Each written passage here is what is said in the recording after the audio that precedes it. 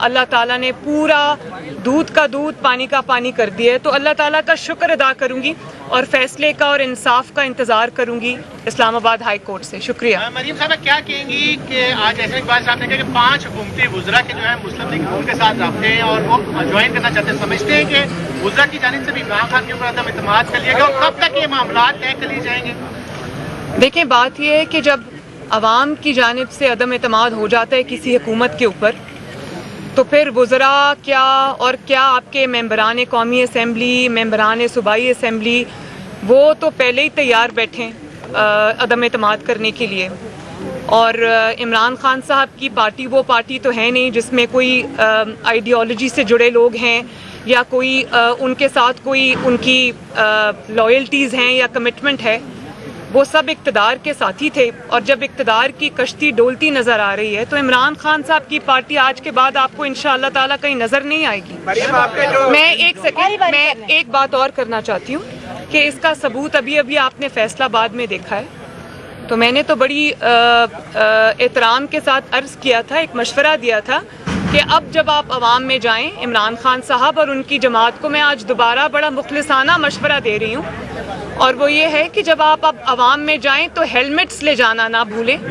भले आप ट्रक्स के ऊपर चढ़ जाएं, जहाँ भी चढ़ जाएं, अवाम के हाथ आपके गरेबान तक पहुँच चुके हैं और अब आप अपनी खैर मनाएं। जब आपने वोट को इज्जत देने का नारा लगाया था तो सब ये तवक्को कर रहे थे कि मुल्क में फौरी आम इंतखाबात कराए जाएंगे, मगर अब आपके वोट को इज्जत देने के नारे का ताल्लुक इन हाउस चेंज से और नए वज़ीर-ए-आज़म से हो गया है कौमी असम्बली के अंदर ही।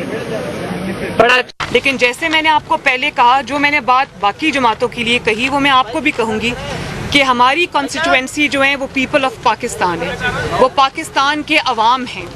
और अब ये जिम्मेदारी नहीं है सियासी जमातों के ऊपर, ये फ़र्ज़ में शामिल है कि इमरान खान और उसकी हुकूमत की सूरत में पाकिस्तान के 22 करोड़ अवाम के ऊपर जो अज़ाब मुसल्लत हुआ है उससे इमरान खान से पाकिस्तान की कौम को, पाकिस्तान के अवाम को निजात दिलाई जाए। और एक और बात मैं ये ज़रूर करना चाहूँगी कि अगर अपोजिशन ने अवाम की आवाज़ पे, अवाम की ज़रूरत पे, अवाम की चीखों पुकार पे, अवाम की आहों पर अगर लब्बैक ना कहा तो जितनी कसूरवार ये गवर्नमेंट होगी अवाम की तबाही की, मेरा ख्याल है कि अवाम अपना क्रिटिसिज्म जो है वो फिर सियासी जमातों के ऊपर भी करेंगे, जिसका आगाज़ हो चुका है। तो मेरा ख्याल है कि पब्लिक पल्स को रीड करना, पब्लिक की भलाई के लिए काम करना, ये सबसे ज़्यादा प्राइम रिस्पॉन्सिबिलिटी है अवाम की।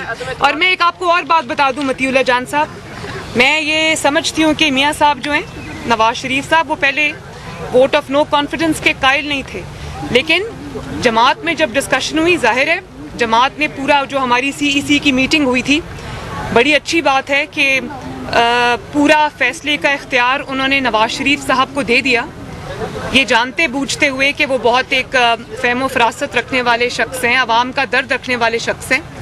तो मियाँ साहब पहले इस चीज़ पे कन्विंस नहीं थे, तो बहुत सारी आरात थी पार्टी में, तो सब ने ये बात कही कि आपकी बतौर सीनियर तरीन लीडर और सबसे बड़ी जमात के सरबराह होने के नाते हम सब का फ़र्ज़ है कि अवाम की आवाज़ सुने, अवाम की को तकलीफ़ों से, महंगाई से, अजाब से जो उनके ऊपर इमरान की शक्ल में मुसल्लत हुआ है उससे उनको निजात दिलाएं। तो ये जिम्मेदारी आपको फ़र्ज़ समझ के अदा करनी होगी। इसीलिए हम ये समझते हैं कि ये वक्त आ गया है कि अब ये कौम, ये मुल्क, ये अवाम मज़ीद तबाही के मुतहम्मिल नहीं हो सकते। आप नहीं समझती हैं अदम एतमाद लाने के लिए बहुत कुछ सैक्रिफाइस करना पड़ता है? क्या सैक्रिफाइस करना पड़ता है? आपने पहले भी कहा था, कारवासी साहब भी कह चुके हैं कि जो अदम एतमाद लाते हैं वो हमें पता है, इसी जगह पे आप खड़े हो गया। मैं एक बात आपको और कहना चाहती हूँ कि अब हालात वो आ गए हैं कि इमरान खान और उसकी गवर्नमेंट किसी के लिए भी टेनेबल नहीं रही, और जो आप जिनको की तरफ इशारा कर रहे हैं ना, जिनकी सपोर्ट इमरान खान को हासिल थी, उनकी भी कॉन्स्टिट्यूएंसी सबसे बड़ी पाकिस्तान की आवाम है। और जब पाकिस्तान की आवाम का इशारा आपको देखना पड़ेगा, और वो सियासी जमातों के अलावा सारे इंस्टीट्यूशंस को देखना पड़ेगा, क्योंकि मैं एक और बात आपको बता दूं कि ये सिर्फ अवाम की बात नहीं हो रही, जाहिर है वो भी अवाम का ही एक सेगमेंट है, जहाँ पर ये हमारे जो फ़ौजी भाई हैं, जो हमारे सिक्योरिटी फोर्सेस के जितने भी हमारे अहलकार हैं, आप ये देखें कि महंगाई ने उनके घरों में भी बहुत अफेक्ट किया है, उनको भी रोज़ी और रोटी की मुसीबत पड़ी हुई है। वो अपने जिम्मेदारियां अदा करें या अपने किचन का वो देखें कि रोटी पूरी हो रही है, बिजली का बिल नहीं दिया जा रहा, पेट्रोल अफोर्ड नहीं हो सकता। तो ये सब बातें कंट्रीब्यूट करती हैं इस वक्त सेंटिमेंट बना है एंटी गवर्नमेंट उसमें। और उसमें सबसे बड़ा जो सबसे बड़ी चीज़ है जिसको अंडरस्टैंड करना पड़ेगा और जिसके साथ चलना पड़ेगा, वो है पाकिस्तान के अवाम की आवाज़। उस पर सबको लबैक कहना पड़ेगा। अच्छा मैम, हुकूमत कह रही है कि अपोजिशन के नंबर ही पूरे नहीं है, पहले वो अपने नंबर पूरे करे फिर अदम एतमाद की तरफ आए। पहले अपोजिशन को अपने नंबर गिने, हमारे इत्तेहादियों से राब्ते में वो पहले ही जा चुकी है। तो आप क्या कहते हैं, आप लोगों के नंबर पूरे हैं? क्योंकि माजी में देखा गया है कि मैं इस बारे में क्या कह सकती हूँ। इमरान खान साहब की अपनी तकारीर, कल भी उन्होंने एक तकरीर की, आजकल वो जितनी भी तकारीर करते हैं वो सारी अपनी डूबती कश्ती को बचाने की चीखें, जो कश्ती उनको डूबती नज़र आ रही है। और वो कश्ती उनको सिर्फ इसलिए डूबती नहीं नज़र आ रही कि पाकिस्तान के अवाम तंग आ चुके हैं या अब वो अनटेनेबल हो गए, उनका बोझ कोई और ढो नहीं सकता, इदारे नहीं ढो सकते। आई थिंक वो उनकी चीखें इसलिए नज़र आ रही कि उनको ये भी पता है कि उनके जो मेंबरान हैं, उनके जो MNAs हैं, जो उनके MPAs हैं, वो शिप जंप करने के लिए तैयार बैठे हैं। और वो उसका सबूत ये है कि अभी इमरान खान साहब प्राइम मिनिस्टर हैं। मैं आपको एक उसको जक्सटापोज करके दिखा देती हूँ। नवाज शरीफ साहब आज प्राइम मिनिस्टर नहीं हैं, मुल्क से बाहर हैं। उनको मुल्क से बाहर रखा हुआ है, वो आ नहीं सकते अभी मुल्क में फ़ौरन।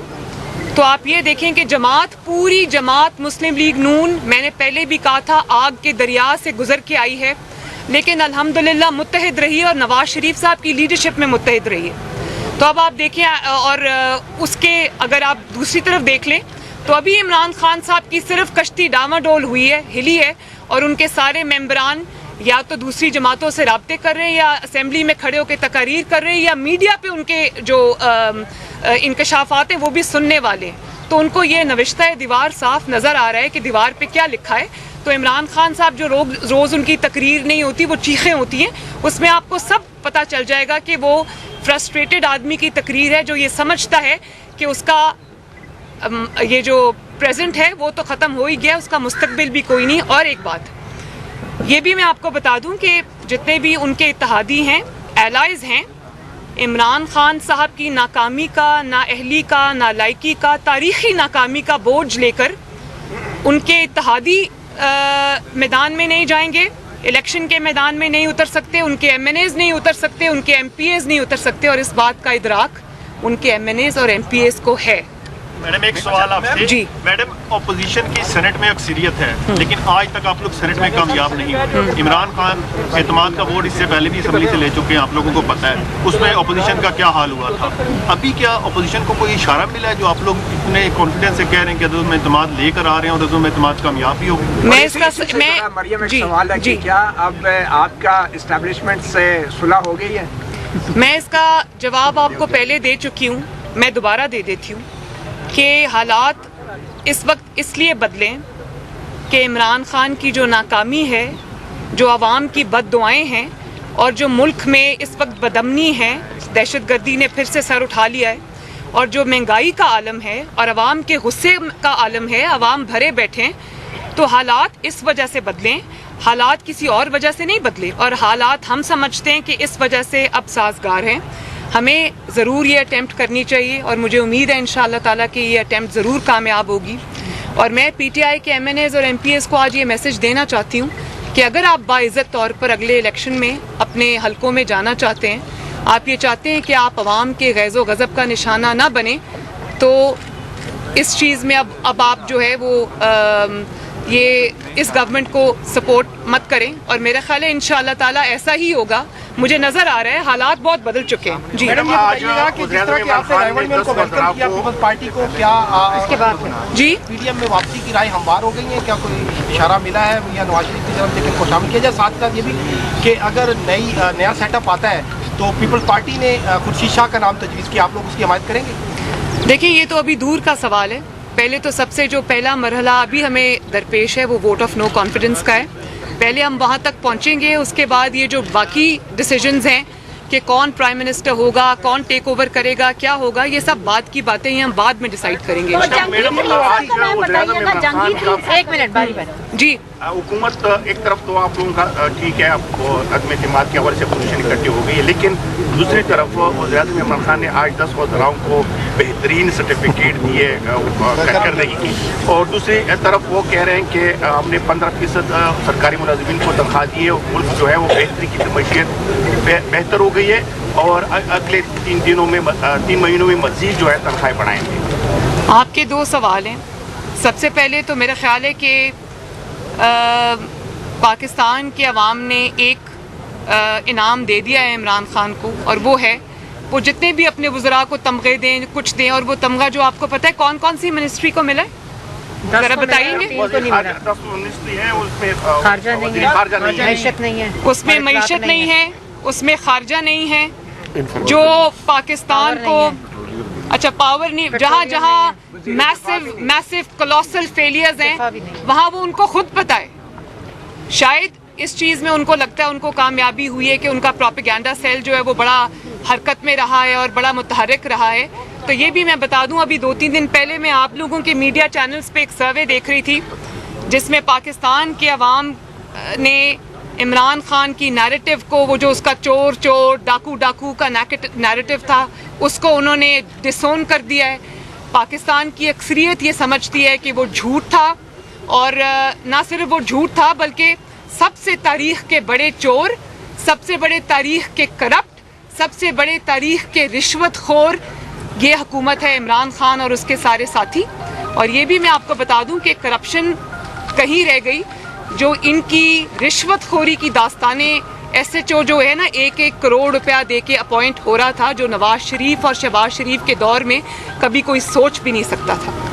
और इनका एहतसाब का नैरेटिव इतनी बुरी तरह फेल हुआ है कि अभी शहबाज शरीफ साहब की UK के कोर्ट से एक फिर गवाही आई है। तो मैं इमरान खान साहब को ये मशवरा देना चाहती हूँ कि बजाय इसके कि जो आप पब्लिक अभी कैंपेन अपनी करने लगे हैं, उसमें जो तकरीरें आप करते हैं, बजाय इसमें कि आप वो अपना फेल्ड नैरेटिव जो चोर डाकू का नैरेटिव था कि पिछली हुकूमतें कर गईं सब कुछ, वो सब अवाम ने रद्द कर दिया है। तो ज़रा आप पेपर उठाएं और अवाम को ये बताएं कि कोर्ट से क्या गवाहियाँ आ रही हैं हमारे हक़ में, और कोर्ट्स ने उनकी जो नैरेटिव थी उसको झूठा साबित कर दिया। तो उनका मेरा नहीं ख्याल कि अब कोई भी चीज़ ऐसी है जिस पे वो तकिया कर सके। जी देखिए, तनख्वाही नहीं, देखिए 15% आपने तनख्वाह बढ़ा दी है, और महंगाई कितने % बढ़ी है? कई एरियाज़ में महंगाई 500%, 600%, 700% बढ़ी है। तो 15% जो तनख्वाहों में इजाफा है, मुझे हमदर्दी उन लोगों के साथ, वो 15% तनख्वाह में इजाफा क्या करेंगे जब आपको बिजली का बिल इतना लंबा चौड़ा आएगा, जब आपके किचन के बिल, आपको आटा, चीनी, सब्जी, गोश्त, अंडे, मुर्गी सब कुछ इतना महंगा हो जाएगा। जब आप पेट्रोल डलवाने जाएंगे तो आपको समझ नहीं आएगी कि ये जो पेट्रोल के लिए मैं पैसे दूं, ये अब मैं इससे घर का किचन चलाऊं या पेट्रोल के पैसे दूं। महंगाइयों में 600-700% दवाइयों की कीमत में इजाफा हो गया। तो वहाँ 15% तनख्वाह बढ़ाएंगे तो क्या बनेगा वहाँ? तो बिल्कुल जी। कोई और सवाल है? ये कि जहांगीर तरीन साहब ग्रुप जो उनका है वो आपके साथ, नून के साथ कितना राब्ते में, और आपको तवक्को है कि आपके अदम एतमाद से पहले वो आपके साथ शामिल हो जाएंगे? सारी बातें मैं आज ही बता दूँ आपको। Thank you.